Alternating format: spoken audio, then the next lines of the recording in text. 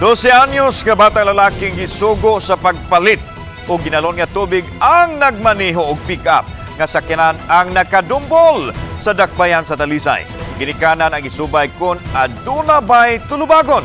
Sayro nato ang detalye pinagi sa live report ni Femari Dumabok. Fem.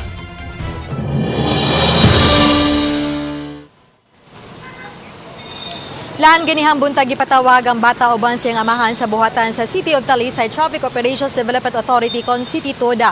Uban na ang mga kawani sa Talisay City Social Welfare and Development alang sa gihimo nga usa ka case conference. Pasado alas 5 gahapon sa hapon mitubag sa alarma ang mga sakop sa City Toda. Kining insidente sa Dumbol nga nahitabo sa Old Dog Street sa Barangay Poblasyon Talisay City. Naglambigit kini sa usa ka pick-up ug auto. Ang pick-up nga midumbol nasutang gimaniho di ay sa usa ka 12 anyos nga batang lalaki. Apan dili makita ang nagbiniho kay tinted ang bildo sa sakyanan. Samtang ang sakay sa auto magtiayon kansang asawa mabdus. Hinuon wala ra naangol. Ug gingong gamay lang ang kadaot sa likod sa auto hinungdan nga nagkasettle ra usab ang duha ka hingtungdan. Apan giimpound sa City Toda ang sakyanan gahapon hangtod nga mipatimaw ang amahan sa minor de edad nga driver ug mipakita sa mga gikinahanglang mga dokumento. Ang ginikanan og mo'y among madungog kaganina, niangkon sila nga iyang gisugo og tubig. Pero, wa kuno siya mumando nga ikay pag-drive.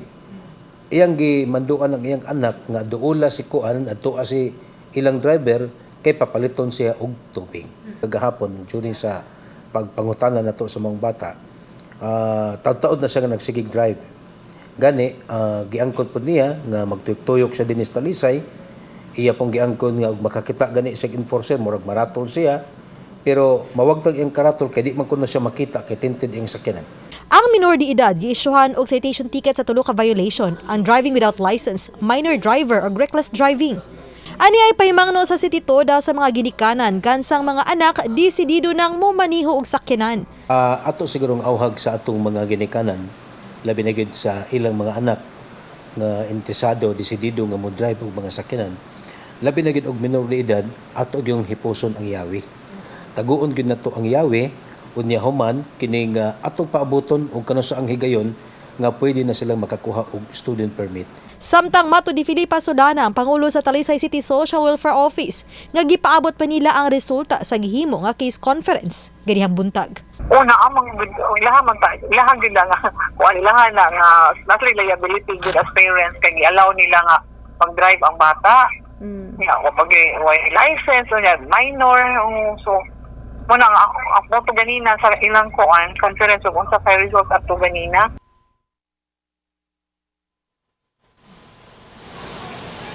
Lan ang case conference ang gihimo aron pagsuta kun aduna ba o kun unsay tulubagan sa ginikanan sa minor de edad nga driver ug kun unsay intervention nga angay ipatuman. Lan samtang higayuna lan dinhi sa to nahimutangan dinhi sa Mayos Manya Boulevard nakasinati dinhi og panagsang pag-unos o usahay hinay ngadto sa kusog nga pag-ulan sa pagkakaron tutaligsik ang nasinati panaduna gihapoy paghangin-hangin usahay kusog gani samtang ato pay mangno ngadto sa mga motorista nga gustong moagi dinhing dapita sa Mayos Manya Boulevard laos na dito sa downtown area sa paghinay-hinay lang gyud sa tuang pagpadagan kay tungod sa kadangog sa daan posible unyang makasinati og disgrasya kundi kita maghinay-hinay. Lan? Okay, daghang salamat, Femari Dumabok.